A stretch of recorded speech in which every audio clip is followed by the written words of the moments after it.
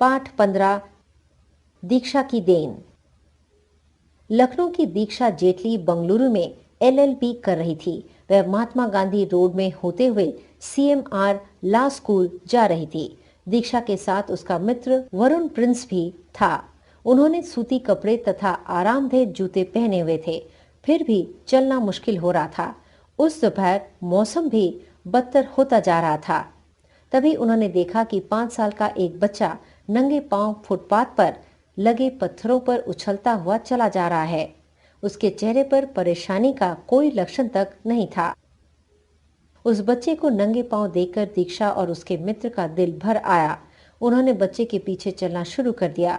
ठीक 10 मिनट बाद वे लीला गंजपुरम स्थित सरकारी स्कूल में पहुंच गए। वहां वे ये देखकर हैरान रह गए कि उस स्कूल में किसी भी बच्चे के पांव में जूते नहीं थे। वे दोनों वापस अपने कॉलेज लौट गए।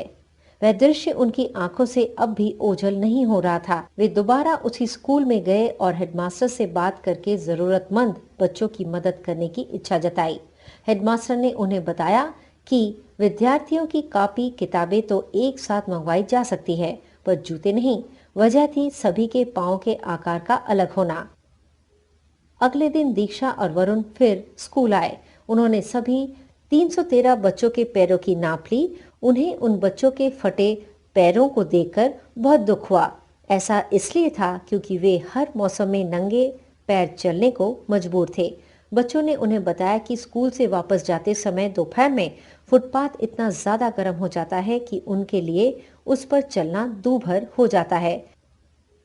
दीक्षा और वरुण का अगला लक्ष्य प्रायोजकों की तलाश करना था।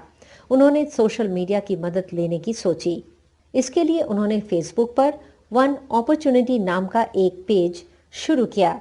उनका पहला पोस्ट कुछ ऐसा था: टारगेट 313 शूज, सहयोग या दान। उन्होंने वेबसाइट पर मदद की अपील में लिखा कि नकद राशि या जूते भेजकर इन बच्चों की मदद की जा सकती है।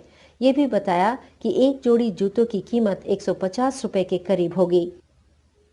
शुरुआत में लोगों ने पुराने जूते भेजे, लेकिन जब उन्हें इसके लक्ष्य की जानकारी हुई तब उन्होंने नए जूते भेजने आरंभ कर दिए। कुल मिलाकर लोगों द्वारा उन्हें 122 जोड़ी जूते प्राप्त हुए।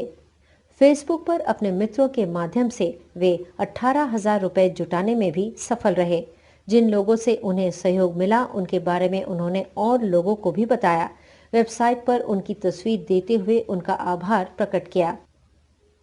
इस बीच बच्चों ने अपने प्रायोजकों को आभार जताने के लिए एक ड्राइंग प्रतियोगिता की। सबसे बेहतरीन प्रविष्टियां दानदाताओं को भेजी। बच्चों ने अपनी मदद करने वालों को संदेश भेजकर आभार जताया। बच्चों ने ये भरोसा दिलाया कि वे अच्छी तरह से पढ़ाई करके उनका गौरव बढ़ाएंगे। बच्चों के अभिभावकों ने बच्चों को प्रत्येक दिन स्कूल भेजने का वचन दिया। यह तरीका कॉलेज के विद्यार्थियों के लिए प्रेरणा बन गया। अब वे इस प्रकार के अन्य काम करने को तैयार हैं।